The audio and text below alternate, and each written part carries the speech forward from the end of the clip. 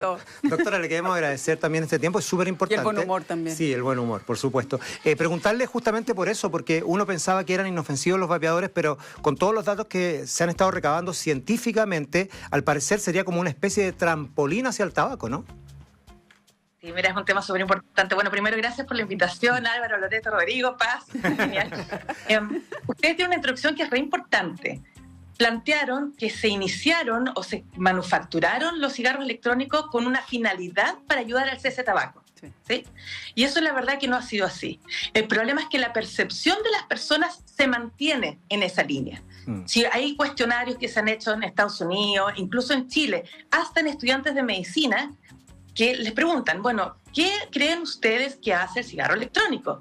Y mucha gente dice, ayuda a dejar de fumar, es más sano, es mejor tolerado, no tiene efectos adversos y un montón de otras cosas. Y la verdad es que lamentablemente no es así. Y lo que nosotros vemos en la práctica es un desconocimiento real de cuáles son los efectos, ¿sí? Y eso es tremendamente importante dejarlo en claro. Ahora, si tú me empiezas a preguntar ya como más detalladamente, bueno, ¿cuáles son los efectos, el impacto en la salud? Sí. Yo te puedo decir que sabemos ahora, imagínense que cuando se empezaron a reportar oficialmente los primeros datos de daño del cigarro convencional, fueron 100 años después de su uso, del inicio del uso, 100 años. Y ahora nos enfrentamos a una epidemia de vapeadores, pero que llevamos en la práctica aproximadamente 10 años de exposición al vapeo. Por lo tanto, las conclusiones que podemos sacar en 10 años de uso son mucho menores y menos claras los efectos a largo plazo que los datos que tenemos del cigarro convencional. Doctora, y eso es importante dejarlo claro. Sí, una cosita ya, porque sabemos muy poquitito, eso está claro, pero si se ha usado, si la gente tiene la percepción de que ayuda a dejar de fumar, probablemente hay alguna evidencia en el sentido de que en algún momento haya ayudado a los fumadores a desescalar del vicio de la adicción al tabaco, o no lo sabemos. Ya, bien interesante lo que tú me estás diciendo. Tú sabes que en general dejar de fumar es tremendamente difícil. Muy difícil, sí. Y lo que se ha demostrado en el mundo es que una terapia combinada o multidisciplinaria, que es con un apoyo psicológico, conductual, con tratamiento médico, con apoyo a nosotros, es la mejor forma de lograr un cese. Y eso más o menos el 19-20% de las personas dejan de fumar al año con esta intervención. Las personas que han logrado de fumar al año con el uso del cigarro electrónico es más o menos un 12%. 12%. O sea, es menor que la terapia demostrada que sirve. ¿Cuál es el problema de esto? Que de esos pacientes que dejaron de fumar, que es 12% al año, más o menos el 60% empieza a ser fumador de vapeadores. Se quedan pegados en el vapor. Se quedan pegados en el vapor. Y el otro porcentaje que no logró de fumar, usando vapeadores, termina siendo un fumador dual. A mí me dio mucha pena, hace como un par de semanas llegó a consultarme un hombre joven que era muy fumador y que quería dejar de fumar y empezó a usar vapers. Y te prometo que la frase que me dijo, doctora, no sé qué hacer, vapeo todo el día.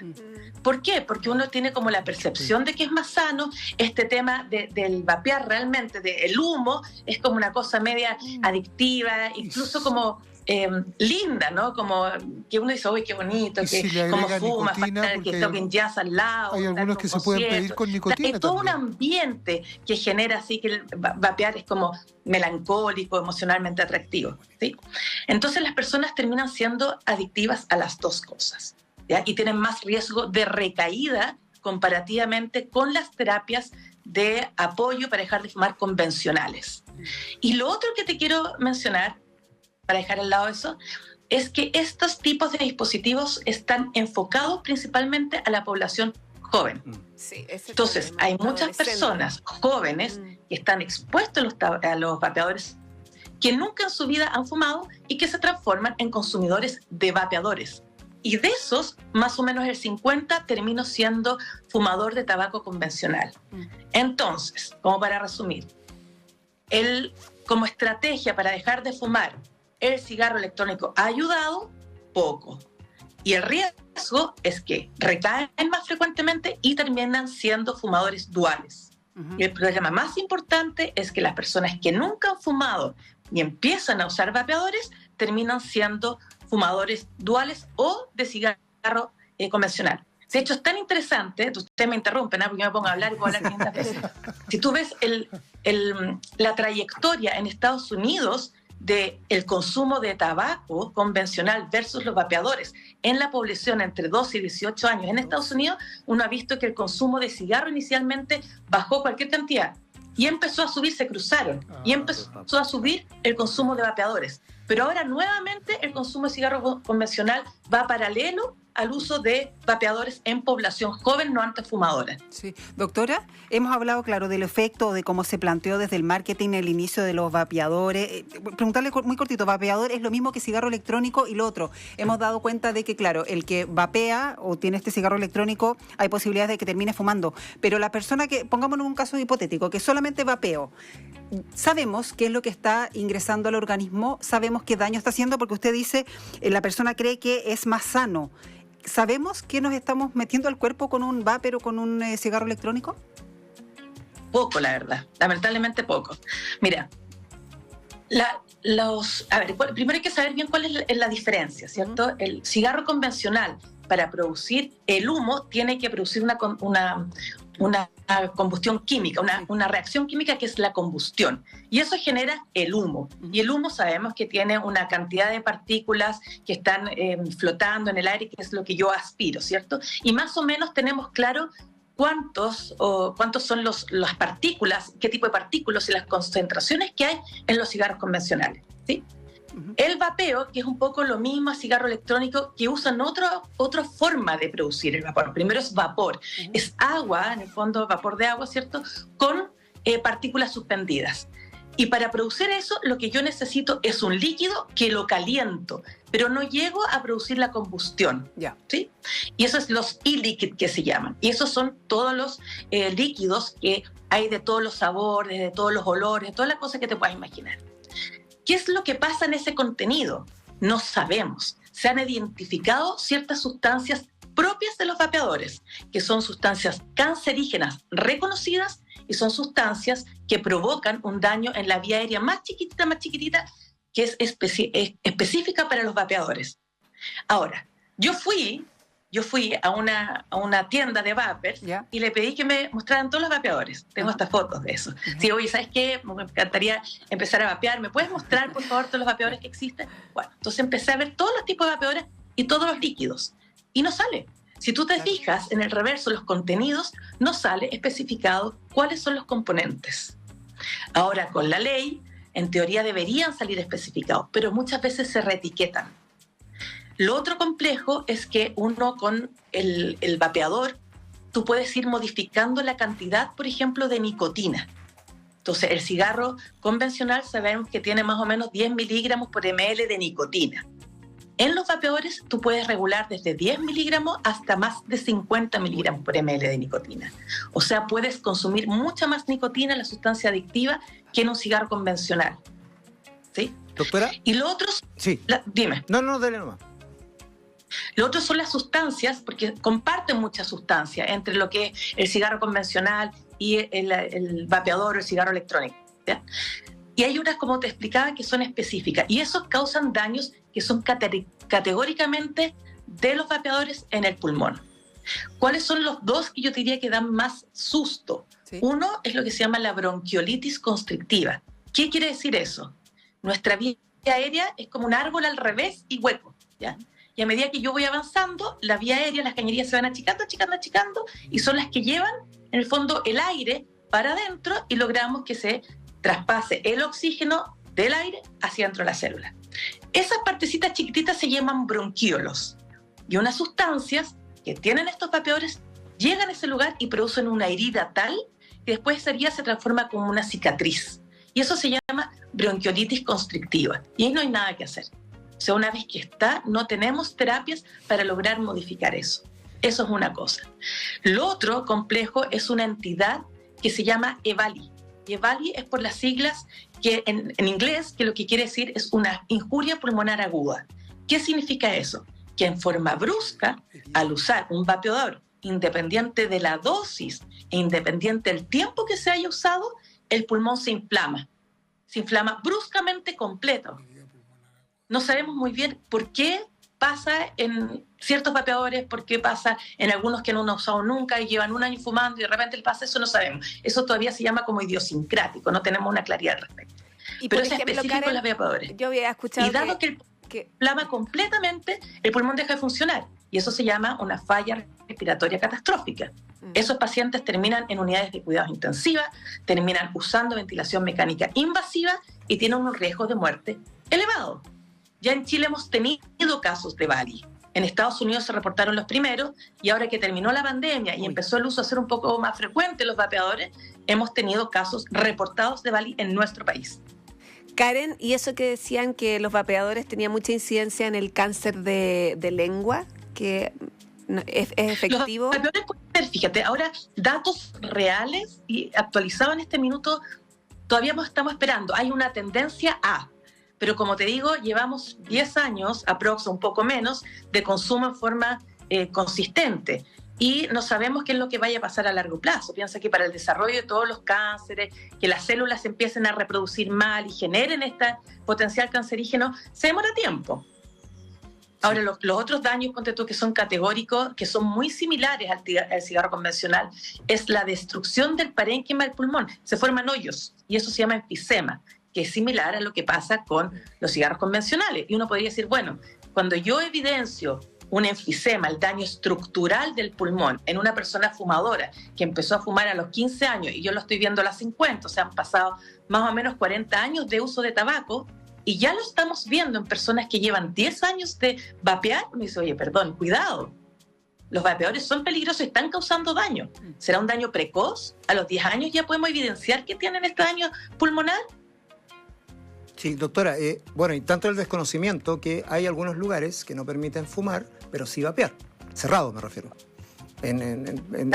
No solo en Chile, en varias partes. Y lo otro, aprovechando porque hay un auditor que nos manda una pregunta, dice, soy fumador y la única manera de dejar el vicio, por lo menos disminuirlo, es tomando bupredol, recetado por un médico con una gragia al día. De una cajetilla. Bupropiol. Eso, bupropiol. De casi una cajetilla al día, pase 2 cigarrillos diarios. ¿Es bueno el remedio, dice la persona, el auditor? Es bueno, es un remedio que es seguro, que ha demostrado tener beneficio en el cese de tabaco. Y es un poco lo que te decía, cuando te hablaba de este manejo como multidisciplinario, que va el manejo como cognitivo-conductual, en el fondo, a enseñarle a la persona qué cosas evitar y qué actuar y cómo hacerlo cuando la persona está muy adicta, a medicamentos que te ayudan al cuerpo a dejar de tener esa necesidad de fumar. Y uno de ellos es el bupropión.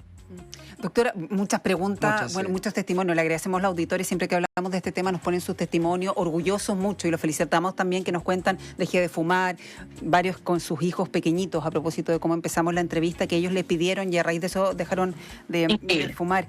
Y una pregunta bien interesante, que es el de los fumadores pasivos, que hasta ahora conocíamos mucho del cigarro.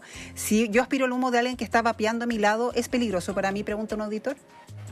Creo que es una pregunta tan relevante y yo te podría decir que los datos que tenemos hasta ahora, sabemos que los niños y las personas que tienen enfermedades pulmonares crónicas aumentan las molestias respiratorias y aumentan los riesgos de tener infecciones respiratorias al ser vapeadores secundarios, por decirlo así, o de segunda mano, ¿ya? Eso sabemos ahora, pero no tenemos mucho más datos en este minuto. Lo concreto, doctora, si usted le puede decir hoy día a alguien que dice, ¿sabes qué? Cambié el cigarro por el vapeador. ¿Es bueno? Menos malo de lo que está haciendo, igual es incorrecto? ¿Cuál sería la respuesta que le podría dar hoy día al auditor? O sea, lo primero que uno tiene que hacer, creo yo, es felicitarlo, como esa persona que dice que dejó de fumar en los auditorios que te están diciendo, porque dejar de fumar es tremendamente difícil, es un camino tremendamente empedrado y hay que apoyarlo siempre. El hecho de que una persona tome una acción para querer dejar de fumar es sumamente importante, pero esto es un arma de doble filo, ¿sí? Esto es un arma que no asegura que una persona deje de fumar, sino que puede tener un efecto de recaída más importante, puede volver a fumar o sea, puede convertirse en un fumador dual, y el cigarro electrónico no está exento de daños.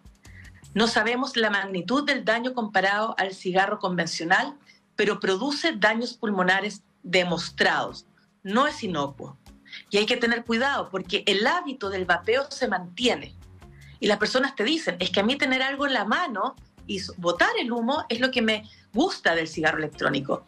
Pero al mantener ese hábito, vas a seguir fumando el cigarro electrónico o puedes recaer a usar el cigarro convencional o ser dual. Entonces, por favor, ojalá acercarse a centros especialistas por un apoyo integral del cese y tener conocimiento. Esto que están haciendo ustedes para poder comunicarle a la gente de que no es así como se pensaba, que el cigarro convencional, el cigarro electrónico es tan bueno, es fundamental para crear conciencia. Sí, ojo, además, lo que mencionaba usted, el bupropión y la vareniclina, que es otro, que se usa también, tiene que ser con prescripción médica, que no se administre porque sumamente sí, ¿no? O sea, todo fármaco, y más encima que actúa a este nivel, como el sistema nervioso central, el cerebro, todo para generar esta sensación de menos adicción, son fármacos que no están exentos de problemas. Entonces, uno cuando va a indicar un medicamento, primero hace un análisis de la persona, cuáles son sus riesgos, cuáles son el mejor medicamento para esa persona, y ahí uno, en el fondo, toma decisiones en conjunto, pero estos medicamentos no deben ser usados a propia indicación o con médicos que no tienen experiencia en usarlos. Y te diría que eso es re importante. Ahora, hay otro tema que ya que me dijiste esto, ojo que los vapeadores se están vendiendo en cualquier parte. Es verdad que existen ahora un poco más de restricciones, pero se venden hasta las ferias libres, se venden en las ferias de ropa, en la playa. Entonces, y ahí menos regularización, o menos claridad de los componentes tienes. Ya no sabes eso. Entonces hay que tener cuidado con los jóvenes. Estos dispositivos nuevos son lindos, son estéticamente lindos. O sea, lo diseñaron de una forma que sea tremendamente atractiva.